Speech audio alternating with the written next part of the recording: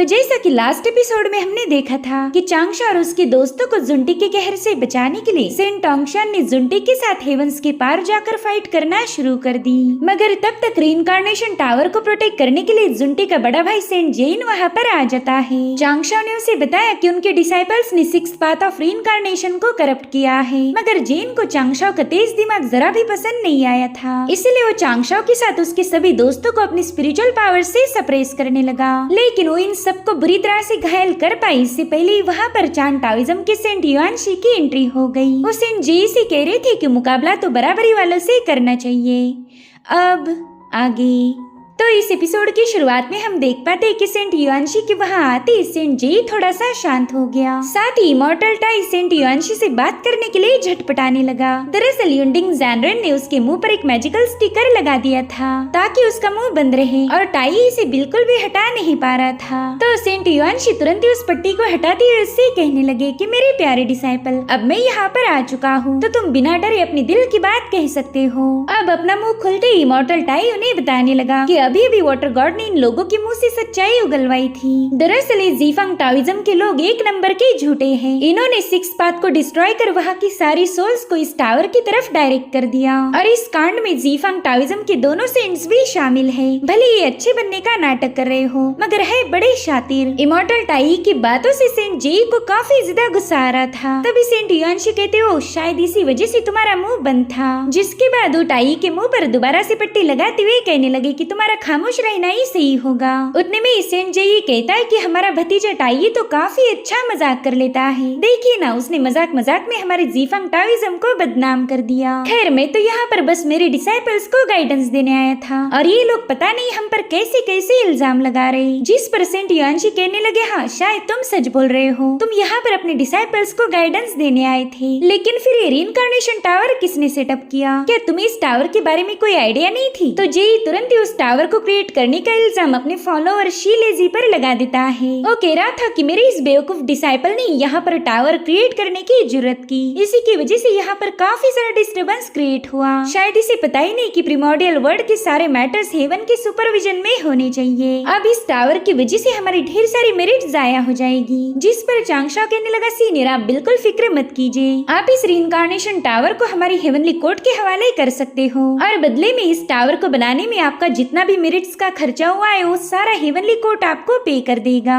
Heavenly court अपने promise से पीछे नहीं हटता, इस बात की गारंटी मैं आपको दे देता हूँ। जिस पर जे भी तुरंत ही अग्री हो गया। वो कह रहा था ठीक है फिर तो इस मसले को इतना खींचने की जरूरत ही नहीं। जिसके बाद चांगशा उन्हें एक फ्लैग दिखाकर बताने लगा कि थोड़ी देर पहले ही मुझे प्रेशियस बैनर मिला था। तो बेसिकली ये बैनर डीजांग के ट्रेजर का पार्ट है। जब चांगशा और डीजांग में फाइट चल रही थी तभी डीजांग ने इसका यूज किया, और जब वहाँ पर सेंट की एंट्री हुई उसी वक्त चांगशा और डुबाओ डावरिन ने मिलकर एक पोर्टल के जरिए वो बैनर बड़ी आसानी से चुरा लिया था, और वो भी एकदम सेंट जेई के सामने, और किसी को इसकी खबर भी नहीं लगी। डीजांग तो अपने बैनर को देखकर ही परेशान हो गया। वहीं पर चांगशा सेंट जेई से कह रहा था कि आपके डिसाइपल का ट्रेजर हमारे पास है और हमारे जाओ गॉन्गमिंग का सीपल आपके पास, तो क्यों ना हम इन ट्रेजर्स को एक्सचेंज कर ले, इस तरह से हम दोनों का भी नुकसान नहीं होगा। तो फाइनली जे को उसकी बात माननी पड़ी। अगर चांगशा उस बैनर को चुराता ही नहीं तो जाओ गॉन्गमिंग के ट्रेजर पर सेंट जेई कब्जा करने वाला था। तो चांगशा की स्मार्टनेस को देखकर सेंट युआनशी कह रहे थे कि वाटर गॉड मैं तो तुमसे काफी ज्यादा इम्प्रेस हूँ, तुमने काफी अच्छे से यहाँ की सिचुएशन को हैंडल किया है, तो मैं चाहता हूँ कि तुम मुझसे मिलने के लिए एक आध दिन समय निकाल कर यूशु पैलेस आ जाओ। तो चांगशा भी उन्हें अपने रिस्पेक्ट ऑफर करते हुए उनके इन्विटेशन को एक्सेप्ट कर लेता है।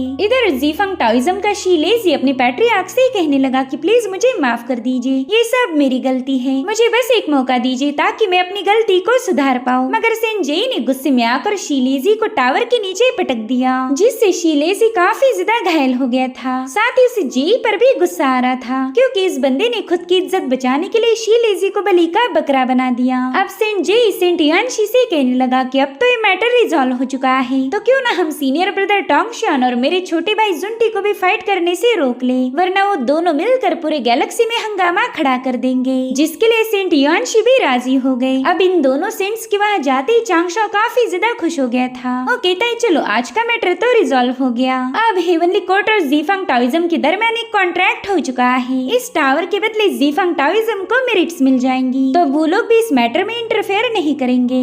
जीफांग टाओइज्म के टावर का फिलहाल के लिए हमारा हेवनली कोर्ट ही यूज करेगा, ताकि यहाँ मौजूद सोल्स रीइंकार्नेट हो पाए। तब तक सिक्स पाथ भी पूरी तरह से रिपेयर्ड हो जाएगी, फिर हमें इस टावर की कोई जरूरत नहीं। मगर शीलेजी को अभी भी सेंट जे ने उसके साथ किए बर्ताव पर गुस्सा आ रहा था। वो कहने लगा कि चाहे हमें नुकसान ही क्यों ना उठाना पड़े, मगर इस टावर से मैं तुम्हारे हेवनली कोर्ट का फायदा नहीं होने दूंगा। जिसके बाद वो बड़ी तेजी से जाकर उस टावर पर लगे हुए ऑप्स पर एक जोरदार पंच हिट कर देता है, जिससे ऑप पूरी तरह से शैटर हो गया। मगर उतने में शीलेजी पर एक बहुत ही खतरनाक अटैक हो जाता है, जिसमें शीलेजी घायल होकर नीचे गिरने लगा। ये सब देखकर वहाँ मौजूद सभी लोग काफी ज्यादा हैरान हो गए, क्योंकि शीलेजी पर एक्शन इन लोगों ने नहीं बल्कि हेवनली वे ने लिया था। यानी कि इस टावर को क्रिएट करने के पीछे हेवनली वे का भी हाथ था। और जैसे ही शीलेजी ने उस टावर को डिस्ट्रॉय कर दिया तो गुस्से में आकर हेवनली वे ने उसे ही खत्म कर दिया। चांगशा को तो समझ ही नहीं आ रहा था कि आखिर हेवनली वे इतनी गंदी हरकत कैसे कर सकता है। साथ ही साथ अब वहाँ मौजूद ब्रिज भी ब्रेक होकर उस टावर पर लगे हुए सारे ऑर्ब्स डिस्ट्रॉय हो गए। अब उस ब्रिज से निकलने वाली ऑरा से बहुत ही स्ट्रॉन्ग एनर्जी रिलीज हो रही थी, जिसमें जीफांग टाओइज्म के कई सारे डिसाइपल्स मारे गए। चांगशा को तो ये समझ नहीं आ रहा था कि हेवनली वे ने ऐसा किया ही क्यों। अब तो सिक्स पाथ ऑफ रीइंकार्नेशन भी ऑलरेडी डैमेज्ड है, और अब तो इस आखिरी उम्मीद यानी कि रीइंकार्नेशन टावर को भी ब्रेक कर दिया गया। इसका सीधा मतलब ये है कि यहाँ मौजूद सोल के पास अब पुनर्जन्म लेने का कोई जरिया ही बचा नहीं था। साथ ही वो सारी सोल्स भी अब घबराकर उस टावर को छोड़कर बाहर आ चुकी थी। वो सभी सोल्स मदद की गुहार लगा रही थी कि एक बार हमें फिर से मरना नहीं है, प्लीज हमें रीइंकार्नेट होने का मौका दीजिए।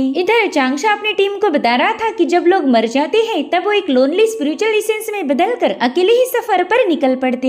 उन सब में रीइंकार्नेट होने की इच्छा होती है, ताकि उन्हें एक बार फिर से लाइफ को जीने का मौका मिल जाए, और उन्हें वो दूसरा मौका देने का काम करती है सिक्स पाथ ऑफ रीइंकार्नेशन। मगर अब वही पाथ ब्रेक हो चुकी है। इन सभी लोगों की उम्मीद टूट गई। अब वो अनंत काल के लिए एक ऐसे ट्रैप में फंस चुके हैं जहाँ पर डेथ उनके सामने होगी, मगर उन्हें मुक्ति नहीं मिलने वाली। साथ ही अब यहाँ के सोल स्कैटर होने की वजह से ब्लड सी के बीस्ट उनका शिकार करेंगे। फिर तो हम चाहकर भी इन सोल्स को बचा नहीं सकते, और होता भी बिल्कुल वैसे ही। ब्लड सी के क्रीचर्स ने स्कैटर हुई सोल्स को निगलना शुरू कर दिया था, तो चांगशा अपने साथियों के साथ तुरंत ही इन बीस्ट को खत्म करने के लिए रवाना हो गया। इस काम में डिजंग भी उनकी मदद करना चाहता था, मगर उसे किसी ने रोक लिया। अब ये बंदा कौन है ये हमें फिलहाल तो दिखाया नहीं गया। इधर ब्लड सी के क्रीचर्स उन सोल्स को अपना शिकार बना रहे थे, मगर चांगशा ने उन बीस्ट को खत्म करना शुरू कर दिया। वो कह रहा था कि चाहे कुछ भी क्यों ना हो जाए, मैं इन सोल्स को ऐसे तड़पने नहीं दूंगा। वहीं पर फेरी युनशाओ के साथ साथ दूसरे इमॉर्टल्स भी अपने अपने ट्रेजर का यूज करते हुए इन बीस्ट को खत्म करने में लग चुके थे। युनटिंग ज़ैनरेन अपनी बड़ी सी कोल्ड्रन को समन करके वहाँ की सी बीस्ट को कुचलने लगे, जिससे काफी हद तक ये सिचुएशन कंट्रोल में आ चुकी थी। वहीं पर चांगशा डुबाओ डाओरिन और येलो ड्रैगन से रिक्वेस्ट करता है कि उन्होंने केओस सी में जाकर सेंट यानशी और अंकल टोंगशुआन को यहाँ पर बुला लेना चाहिए, ताकि इस काम में वो लोग हमारी मदद कर पाएंगे। जो सुनते ही डुबाओ डाओरिन और yellow dragon sea of chaos की तरफ रवाना हो गए। साथ ही चांगशा टाई और युनटिंग ज़ैनरेन से कहने लगा कि आप दोनों का चान टाओइज्म टूल्स को रिफाइन करने में बेस्ट है, तो आप दोनों इस टावर को रिपेयर करने की कोशिश करें। जो सुनते ही इमॉर्टल टाई और ज़ैनरेन भी टावर को रिपेयर करने के लिए रवाना हो गए, और अब बाकी बचे हुए लोग ब्लड सी के फियर्स बीस्ट को स्ले करने में चांगशा की मदद करेंगे। चांगशा उनसे कह रहा था कि हमने कुछ भी करके इन सोल्स को सर्वाइवल का एक चांस देना ही चाहिए। साथ ही चांगशा अपनी हेवी सोर्ड का यूज करते हुए कई सारे सी क्रीचर्स को क्रश किए जा रहा था, और इस काम में उसके दोस्त भी उसका पूरा साथ देते हैं, जिसके चलते थोड़ी देर में ब्लड सी के बीस्ट शांत हो गए। अब चांगशा गॉडेस हाउटू से कांटेक्ट करता है। उनसे कह रहा था कि अगर सिक्स पाथ की डिस्क रिपेयर हो गई हो तो मैं इन सारी सोल्स को आपके पास भेज सकता हूँ। मगर गॉडेस हाउटू से बताती है कि फिलहाल तो six path of reincarnation repair नहीं हुई, इसके लिए मुझे मेरे 7 इमोशन की पावर को गैदर करना होगा। उन इमोशंस की मैक्सिमम पावर का यूज करके मैं इस सिक्स पाथ को रिपेयर कर सकती हूँ, मगर इसमें मुझे 2 दिनों का वक्त लगेगा। और तब हम देख पाते कि सिक्स पाथ के सामने हजारों सोल्स रीइंकार्नेट होने के लिए लाइन लगाकर इंतजार कर रही है। इतनी सारी सोल्स को देखकर गॉडेस हाउटू ने चांगशा को बता दिया कि वो इनमें से बस 10% सोल को ही रीइंकार्नेट कर पाएगी। इसलिए चांगशा डिसाइड करता है कि वो लोग मिलकर तब तक इन सोल्स को नर्चर करेंगे, ताकि रीइंकार्नेट होने तक ये लोग वैनिश ना हो जाए। यानी कि चांगशा इन सारी सोल्स को रीइंकार्नेट होने महीने तक प्रोटेक्ट करना चाहता था। मगर जैसे ही चांगशाओ ने अपनी मैजिकल पावर रिलीज करके उन सोल्स को नर्चर करने की कोशिश की, वो सोल्स इस मैजिक पावर की वजह से तुरंत ही डिस्ट्रॉय होने लगी, क्योंकि इतने दिनों से यहाँ पर कैद रहने की वजह से वो सोल्स अब काफी ज्यादा कमजोर हो चुकी थी। अगर ये लोग अपने मेरिट्स का यूज करके भी इन्हें बचाने की कोशिश करे तो भी हल्के से टच से वो डिस्ट्रॉय हो जाएगी। ये सब एग्जामिन करने के बाद कॉन्गशुन कहने लगा कि जीफांग टाओइज्म ने जब इस टावर को क्रिएट किया था तभी उन्होंने इन सोल्स को बचाने के सारे रास्तों को भी बंद कर दिया। इन सोल्स के रीइंकार्नेट होने का बस एक ही जरिया था, जो कि है ये रीइंकार्नेशन टावर। मगर अब ये भी किसी काम का नहीं बचा। और तभी वहाँ पर हम चान टाओइज्म के एल्डर यून को देख पाते हैं, जो कि इस टावर को रिपेयर करने की कोशिश कर रहे थे। वो अपनी बटरफ्लाइज को रिलीज करके उस टावर को एग्जामिन करते हैं, मगर इस टावर पर 32,000 रेस्ट्रिक्शन लगाए हुए थे, तो एल्डर यून भी इसे इतने आसानी से रिपेयर नहीं कर पाएंगे। वो चांगशाओ को बताते हैं कि इस पर जितने भी रेस्ट्रिक्शंस लगाए गए हैं उन्हें डिकोड करने के बाद ही मैं इसे ठीक कर पाऊंगा, और इस काम में मुझे कई महीने लग सकते हैं। तब तक डुबाओ डाओरिन और येलो ड्रैगन भी क्योस सी से वापस आ चुके थे। वो चांगशाओ को बताते हैं कि इस रीइंकार्नेशन टावर को हेवनली वे ने जानबूझकर ब्रेक किया है, और अगर हमारी सेंट्स इसे रिपेयर करते हैं तो फिर ये सीधे हेवनली वे के खिलाफ जंग होगी, इसलिए उन दोनों ने भी हमारी मदद करने से मना किया है। वो लोग हेवनली वे से पंगे नहीं लेना चाहते। ये सब सुनकर चांगशाओ सोचता है कि जीफांग टाओइज्म का कैटास्ट्रोफे में जाना तय नहीं था, यानी कि हेवनली वे जीफांग टाओइज्म को ग्रो होने में हेल्प करना चाहता है। मगर क्यों? आखिर जीफांग टाओइज्म के पास ऐसा क्या है जो हेवनली वे हमेशा उन्हें बचाने की कोशिश करता? खैर, अब हमारे पास 7 दिनों का वक्त है। इन 7 दिनों में हमें ऐसी सिचुएशन क्रिएट करनी होगी कि जीफांग टाओइज्म को कैटास्ट्रोफे में जाना पड़े। मगर इन सोल्स का क्या? अगर ये टावर जीफांग टाओइज्म के कंट्रोल में होता तो हेवनली वे इन सोल्स को रीइंकार्नेट करने के बदले में उन्हें ढेर सारे मेरिट दे देता। और अब जबकि ये टावर हेवनली कोर्ट के कब्जे में आया तो हेवनली वे ने बिना कुछ सोचे समझे इसे डिस्ट्रॉय होने दिया। उसे तो इन लाखों करोड़ों सोल्स की जरा भी फिक्र नहीं। क्या हेवनली वे वाकई में इतना ज्यादा बेरहम है? इसी को तो कहा जाता है द सो कॉल्ड डेस्टिनी, और शायद मैं इस किस्मत को बदल नहीं पाऊंगा। अब चांगशाओ इन सभी सोल्स की टेंशन लेकर खामोशी से बैठ गया था, जो देख युनशाओ यहाँ का चार्ज लेकर सबको अलग अलग टास्क दे देती है ताकि वो ज्यादा से ज्यादा सोल्स को प्रोटेक्ट कर पाए। इन लोगों को कुछ भी करके ब्लड सी के क्रीचर्स को संभालना था। वहीं पर चांगशाओ को मायूस होता हुआ देखकर डुबाओ डाओरिन उससे कहने लगे कि मैं जानता हूँ तुम इन सोल्स को लेकर परेशान हो, तुम्हें इन सबको बचाना था, मगर अब ये तुम्हारे हिसाब से नहीं हुआ, इसलिए तुम्हारे दिल पर इसका जोर पड़ रहा है। मगर कुछ बातें हमारे कंट्रोल में नहीं होती। ये मान के चलो कि इन सोल्स की किस्मत में कभी रीइंकार्नेशन लिखा ही नहीं था।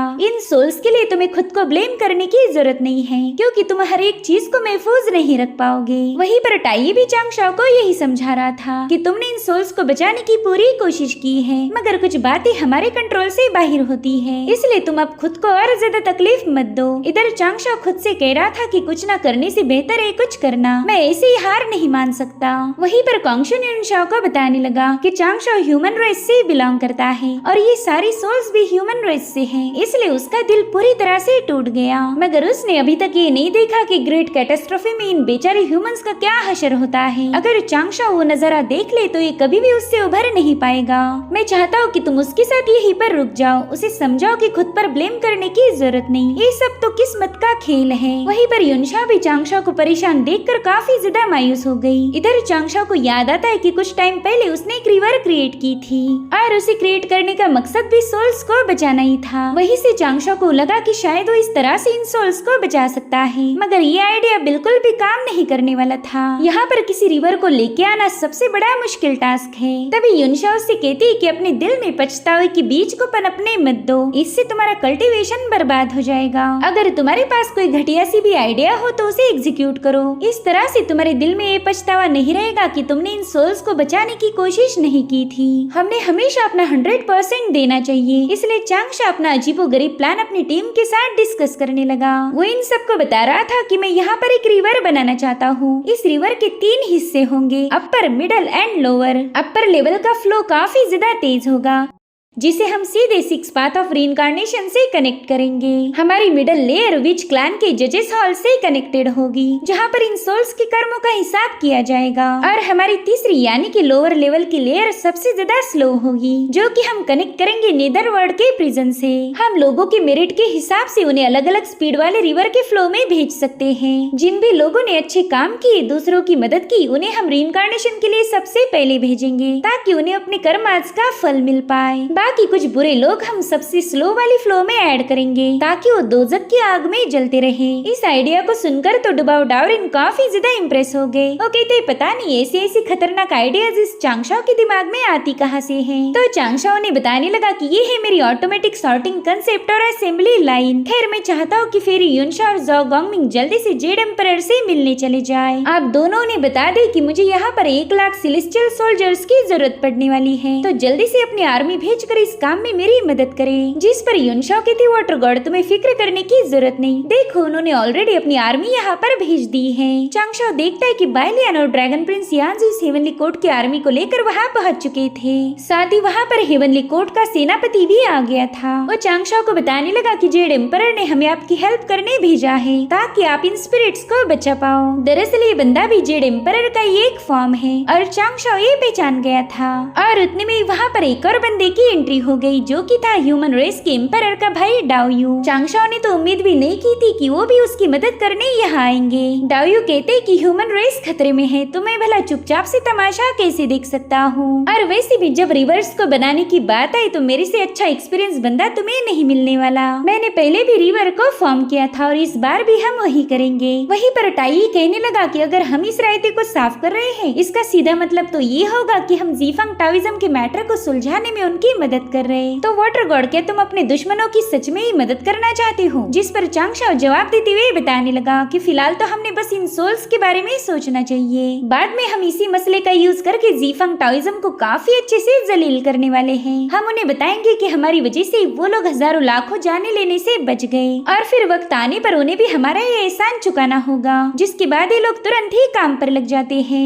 अब सीन शिफ्ट होकर हम देख पाते कि सीनियर डाओ ने चांगशाओ को एक रिवर सजेस्ट की थी। इसी रिवर को चैनल करने में डुबाओ डाओरिन और युनडिंग ज़ैनरेन उनकी हेल्प करेंगे। डुबाओ डाओरिन ने तो तुरंत ही अपनी चूहे वाले फॉर्म को एक्टिवेट करते हुए वहाँ मौजूद माउंटेन्स को ब्रेक करना शुरू किया, जिससे वहाँ पर कई सारे ब्लास्ट होने लगे थे। साथ ही उस मलबे को ज़ैनरेन अपनी कोल्ड रन में कलेक्ट करते हैं ताकि रिवर को एक फ्लो में मैनेज किया जाए। वहीं पर एल्डर यून लोगों की कर्माज को सॉर्ट आउट कर रहे थे। उनके पास एक ऐसा मैजिकल डिवाइस था जो कि कर्माज और मेरिट को आसानी से काउंट करने की ताकत रखता है। तो उनके तीनों डिवाइसेस तुरंत एक्टिवेट होकर काम के लिए तैयार हो गए। हालांकि चांगशाओ के सामने एक और बड़ा मसला था, इस ऑर्डिनरी नदी का पानी इन स्पिरिट को जिंदा नहीं रख पाएगा। तो चांगशाओ सजेस्ट करता है कि इस पानी में हमने सेलेस्टियल रिवर के पानी को मिला देना चाहिए ताकि वो इस रिवर के पानी को प्योर कर पाएगा। तो अब सेलेस्टियल रिवर के फ्लो को इस रिवर के साथ मिलाने का काम ज़ाओ गॉन्गमिंग संभाल लेता है। उसने अपने सी पर्ल की मदद से सेलेस्टियल वाटर को होल्ड कर लिया और वहीं पर युनशा अपनी डिवाइन लोटस से उस पानी को रिवर के साथ मिलाने लगी। हालांकि इस नदी का फ्लो कंट्रोल करने की जरूरत है, यानी कि अपर लेवल तेज होनी चाहिए और लो लेवल स्लो। तो चांगशाओ ने ये काम जेड एम्परर के नकली फॉर्म को सौंप दिया। इसलिए जेड एम्परर अपने हेवनली कोर्ट के मेंबर्स के सामने अनाउंस करते हैं कि जो भी बंदा इसका सोल्यूशन देगा उसे हेवनली कोर्ट में वापस जाते ही प्रमोशन मिलेगा। प्रमोशन की बात सुनते ही वो लोग काफी ज्यादा खुश हो गए। फिर उन लोगों ने तुरंत ही अपनी पावर्स का यूज करते हुए रिवर के फ्लो को कंट्रोल करना शुरू कर दिया। इधर चांगशाओ अपनी गॉड अथॉरिटी का यूज करते इस पानी को प्योर करना स्टार्ट कर देता है। थोड़ी ही देर में ढेर सारा पानी 100% प्योर हो चुका था। अब बारी है असेंबली लाइन प्लान की, जिसमें सबसे पहला तो इन्हें रिवर के पानी को स्पिरिट्स के पास पहुंचाना होगा। तो युनशा अपने लोटस फ्लावर का यूज करते हुए इस पानी के फ्लो को रीइंकार्नेशन टावर की तरफ डायरेक्ट करने लगी। इस काम में सभी लोग अपनी तरफ से पूरे एफर्ट्स लगा रहे थे। अब सेकंड स्टेप थी इंटेलिजेंट सॉर्टिंग। इसमें एल्डर यून उन लोगों को सॉर्ट आउट करते हैं जिनके मेरिट्स और कर्माज अच्छे थे। इन्हें रीइंकार्नेट करने के लिए प्रायोरिटी दी जाएगी। तो उन्होंने कई सारे सोल को सॉर्ट आउट करते हुए विच क्लैन के जजेस हॉल में भेज दिया। और अब चांगशाओ की थर्ड स्टेप बाकी है, जिसका नाम था पैकिंग और शिपिंग। उसने फटाफट से 6 पाथ को अपने मैंशन के गेट्स ओपन करने का ऑर्डर दिया ताकि वो लोग स्पिरिट्स को रिसीव कर पाए। जैसे 6 पाथ ओपन हुई, रिवर का तेज फ्लो उन स्पिरिट को वहां तक पहुंचाने लगता है। इतना सब सेटअप करने के बाद चांगशाओ ने डा ऑफ हेवन से रिक्वेस्ट की कि प्लीज थोड़ी देर के लिए लाइफ एंड डेथ बुक को रिलैक्स कर दीजिए। इतने सारे सोल्स के नाम और जन्मदिन लिखना मुश्किल हो जाएगा। अगर हम उनके नाम ही लिखते गए तो ये सोल्स डिस्ट्रॉय हो जाएगी। तो चांगशाओ की ये बात डा ऑफ हेवन ने भी एक्सेप्ट कर ली। उन्होंने विच क्लैन के जज के पास जो लाइफ एंड डेथ का बुक था उसे थोड़ी देर के लिए बंद कर दिया। अब चांगशाओ और उसके साथी तो अपना मिशन पूरा होता हुआ देखकर काफी ज्यादा खुश हो गए। फिर चांगशाओ ने जेड एम्परर से एक सवाल पूछा कि इस फ्लो के साथ हम 4 दिनों के अंदर कितने सोल्स को बचा पाएंगे। तो उन्होंने काउंट करके बता दिया कि 40% सोल्स सरवाइव कर सकती है, मगर ये नंबर बिल्कुल भी सेटिस्फाइंग नहीं था। इतनी सारी मेहनत करने के बावजूद भी चांगशाओ सिर्फ 40% सोल्स को ही बचा पाएगा और बाकी 60% डिस्ट्रॉय हो जाएंगे। इससे तो चांगशाओ अब और ज्यादा मायूस हो गया। वो अपनी ह्यूमन रेस को चाहकर भी प्रोटेक्ट नहीं कर पाएगा। तो युनशाओ से समझाती कि ह्यूमन रेस की एक लिमिट है, तुम प्लीज खुद को फोर्स मत करो। मगर चांगशाओ तो हार मानने के लिए तैयार ही नहीं था। वो कहने लगा कि कोई ना कोई रास्ता तो जरूर होगा जिससे मैं इन पुअर सोल्स को सेफ रख पाऊँ। और तभी उसे किसी की आवाज आई। वो बंदा कह रहा था कि मेरे पास एक रास्ता है, एक ऐसी मेथड जिसका यूज करके हम इन लोगों को बचा लेंगे। वेले बंदा मेरे ख्याल से डिजांग हो सकता है। और इसी के साथ एपिसोड यहीं पर एंड हो जाता है। Thank you so much for watching. Bye bye, take care.